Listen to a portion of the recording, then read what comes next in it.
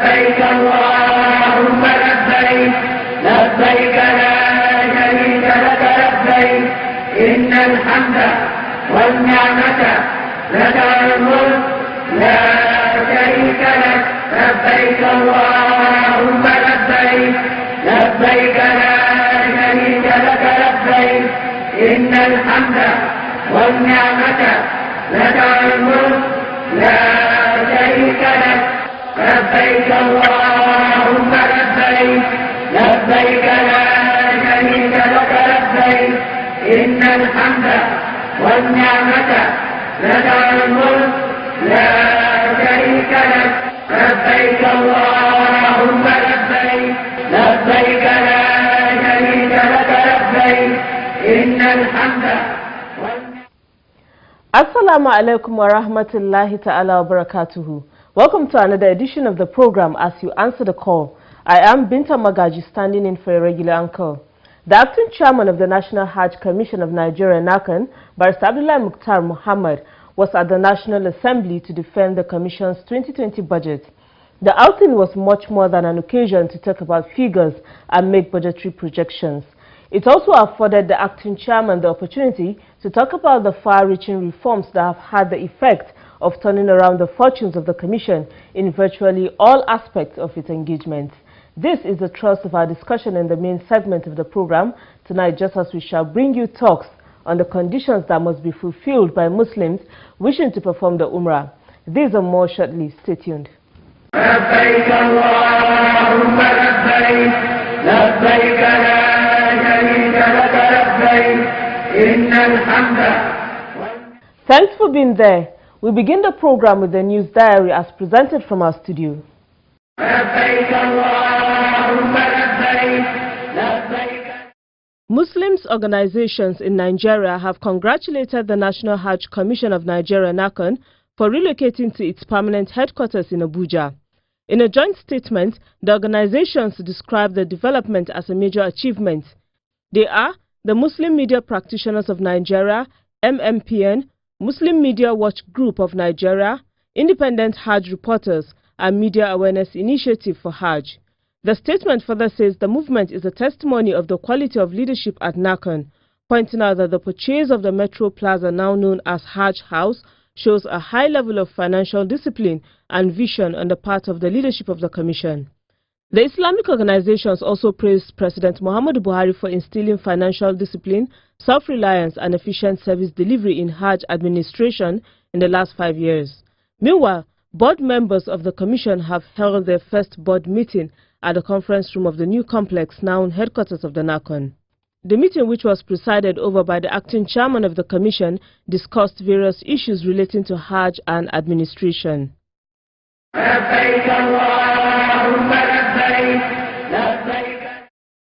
In a related development, the acting chairman of NAHCON has met with executives of state pilgrims welfare boards and other stakeholders, also at the Hajj conference room. The meeting tagged Review Meeting of the 2019 Hajj and First Preparatory Meeting on 2020 Hajj focused on the following areas: outbound and inbound flight operations, Makkah and Medina accommodation, medical services, catering services, and distribution of luggage and Zamzam water. Others include pilgrims' orientation and enlightenment, adaptation of 2020 Hajj calendar of events, complaints received from pilgrims, as well as refund of 2019 Hajj services not rendered, among others. Speaking at the meeting, NAHCON acting chairman Barrister Abdullah Mukhtar Muhammad appreciated all stakeholders for making the 2019 Hajj successful, saying more should be done collectively in order to sustain the gains and achieve more. We all collectively try to put in our best, but I believe there is still room for improvement. We will not relent in our efforts until we reach that level of reasonable satisfaction that our pilgrims get nothing but the best and they get value for their money. The NAHCON boss said states that experienced delay in securing accommodation and other services during the 2019 Hajj should avoid such incidences in the forthcoming Hajj. He then advised newly appointed executives of state pilgrims boards to tap from the experience of their predecessors and bring in positive changes in Hajj operations from their respective states. Barrister Abdullahi Mukhtar also thanked Sokoto State for renting out its building to NAHCON at a cheaper rate from which it operated for several years. Similarly, the chairman touched on the issues of renovation of Hajj camps across the country. Some places, some of the projects have been completed, like Adamawa, the mosque has been completed. I'm sure it has been put into use. Kano clinic has been completed. We are discussing with Kano on how to equip the clinic and put it into use. Sokoto, the event center has been completed. We will discuss how to manage the event center with Kano, with Sokoto, generate revenue and activity continue. Alhamdulillah, if just tuning in, the program is As You Answer the Call, a public enlightenment presentation on the activities of the National Hajj Commission of Nigeria, NAHCON. When the acting chairman of NAHCON appeared before the Senate Committee on Foreign Affairs to defend the Commission's 2020 budget, the engagement was far-reaching, affording the acting chairman to talk about exploits of NAHCON and why things are being done differently today at the Commission in contrast to what obtained in the past. Stay tuned for the details in the next segment, making the Hajj and Umrah.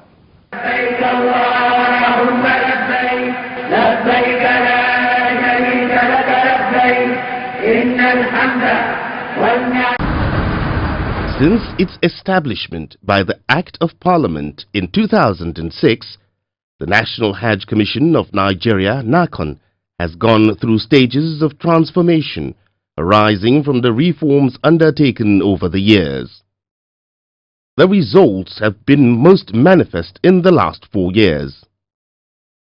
The objective is to improve Hajj operations by getting things done differently, in tune with international best practices, and to also consolidate on the efforts of past leaders who managed Hajj affairs at the national level at different times. The leaders include, among others, the late Sheikh Mahmoud Gumi, former Katsina State Governor Alhaji Sa'id Barda, and the current FCT Minister Muhammad Musa Bello, who was the pioneer chairman of NAHCON. The reforms focused on key areas that are very central to the success of Hajj operations. These include accommodation for Nigerian pilgrims in Mecca and Medina, aviation and related matters, renovation of Hajj camps across the country, medical services and feeding arrangements. Others are licensing of state pilgrims' welfare boards and regulating tour operators, as well as the introduction of a Hajj saving scheme and acquiring a permanent headquarters for the Commission. And so, when the acting chairman of NAHCON, Barrister Abdullahi Mukhtar Mohammed, appeared before the Senate Committee on Foreign Affairs to defend the Commission's 2020 budget proposals, the discussions went beyond figures and projections and also touched on the effects of the reforms on the operations of the Commission. The session was presided over by the chairman of the committee, Senator Muhammad Adamu Bulkachua. This committee, which has an oversight function over your agencies, invite you to appear and defend your budget allocation for the year 2020 as presented by the President. While defending NAHCON's 2020 budget proposal, the acting chairman, Barrister Abdullahi Mukhtar Mohammed, took members of the committee through the performance of the 2019 budget. The 2019 appropriation with regards to personnel that was approved was 462 million, while the release is 240 million and actual expenditure is 240 million, which represent 51.88%. The overhead is 617,344,917.50 million, but the release is 155,486 260.69 million. The actual expenditure is the same, which represents 25.18%. The subtotal of the overhead and the personnel for the 2019 is 1,079,994,011.50 billion, but the actual release of both the personnel and the overhead is 395,447,357.36 million. Thereafter, the acting chairman then presented the 2020 budget proposal of the Commission. The 2020 budget proposal is 456,712,093 million for the personnel, while the overhead is 617,344,916 million. For the capital, as provided by the Budget Office, is 235,500 million. The chairman of the committee put this question to the NAHCON chairman. Are there other expenditure items that you would wish government still continue to undertake? Personnel costs and the overhead. It is our hope and desire that in a very near future we should be able to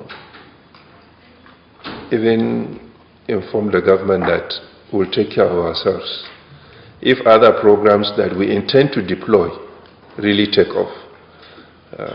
And we are giving ourselves a target of about the next 4 years. The Commission should be totally independent of government funding in all aspects. Our plan is to roll out what we refer to as the Hajj Saving Scheme. This Hajj Saving Scheme program will enable every interested Muslim who wants to perform Hajj to pay instrumentally within a long period of time. He can book for 10 years, 15 years, or 20 years, or 5 years, as he wishes. The NAHCON acting chairman further said that, for the first time in the history of the Commission, it now runs its foreign and local operations 100% without funding from the government. For the onshore-offshore, we have completely and successfully managed the Hajj without using public funds. And this is the first time since the government took over management of Hajj in 1975. I believe it's an achievement that should be attributed to the administration of President Muhammadu Buhari. With all the questions coming from the committee chairman, he sought to know how NAHCON intends to collect deposits from prospective pilgrims when the Hajj Saving Scheme becomes fully operational. My question here is, in other words, the Hajj Commission will operate like a mortgage bank, so to say. But then since you are not licensed to be a bank, which of the banks would you use that don't bear interest per se, since in accordance with Islamic injunctions, interest is haram, and nobody intending to go to Hajj would want haram money in his account to use it for going to Hajj. So which bank would you intend to use? Or would you ask the central bank to license you? We have the short-term and long-term plan. Under the short-term will be partnering with Jaiz Bank. For the long-term, we hope to have the appropriate regulatory framework, and then we approach Nigerian Deposit Insurance Commission, the central bank, to make sure that all other legal and regulatory aspects that will enable the Commission utilize or maximize the advantage of having that funds under its custody. Another question touched on how the Commission plans to utilize its new headquarters considering the size. Could you tell us whether that Hajj house will be earning you some revenue somehow, because the two buildings that I know to be Metro Plaza would be too big for you, just for your headquarters. So can you let us know what you intend to do? We have annexed B and C. We'll use it for the purpose of revenue generation. And currently, the estimate for revenue from those two buildings per annum will be about 70 million naira. Before now, we used to pay about 20 million as rent. So now we are no longer a tenant of anybody, we are a landlord of ourselves. And in addition, we have additional sources of revenue that will help us in conducting both our onshore and offshore operation. There was also the question of how NAHCON can facilitate the journey to Jerusalem for Muslims wishing to visit Masjid al-Aqsa. Many pilgrims, when they go and perform Hajj in Mecca and do all the Hajj rites, after Arafat, many of them would want to visit the Al-Aqsa Mosque in Jerusalem. Now, eventually, when you are absolutely on your own, would you have some kind of working relationship with the Christian Pilgrims Commission, so that intending pilgrims or pilgrims who wish to also have access to Al-Aqsa Mosque, which is, as you know all, that it's a mosque for Muslims, for Christians, for Jews. So, in that respect, is it possible for you to have a working relationship with your Christian brothers, so that intending pilgrims could say, well, after Hajj, I would want to proceed to Jerusalem and say 2 rak'ahs in Al-Aqsa Mosque? Would you do that? Once we reach some level of, not perfection, but greater improvement in the management of Hajj and Umrah itself. So then we'll open the window for the visit to Masjid al-Aqsa, that is Jerusalem, which there are hundreds of thousands of Muslims who are desirous of having that. And definitely the right partner for that kind of project would be our sister agency, the NCPC. Other committee members commended the acting chairman, Barrister Abdullahi Mukhtar Muhammad, for his style of leadership. And if you are going to build along that line, I believe others should follow you also elsewhere to follow that kind of plan. There's nothing as good as one to feel independent of the government. And then you can only come to government when there are absolute need. Otherwise, you feel good that you are on your own. I think I have to congratulate you for that wonderful plan. I quite admire you and I commend you for that, Chairman. I pray that we keep working together as a team. We're giving you all the assistance, all that you need to succeed. We'll do our best with our level distinguished Chairman. Thank you, Chairman. While making his closing remarks, the committee chairman appreciated NAHCON for coming up with policies that are improving Hajj operations in Nigeria and pledged to support the commission to achieve more. You're still watching as you answer the call. Coming up next is Hajj and Umrah education, where our guest Malama Khadija Hawaja Gombo takes us through discussions on Umrah, also known as the Lesser Hajj, and the conditions to be fulfilled by those wishing to undertake the journey. Let's hear the discussion. لبيك اللهم لبيك لبيك لا شريك لك لبيك إن الحمد والنعمة لك الملك. Umrah, or Lesser Hajj, is an act of worship involving various rites observed by Muslims.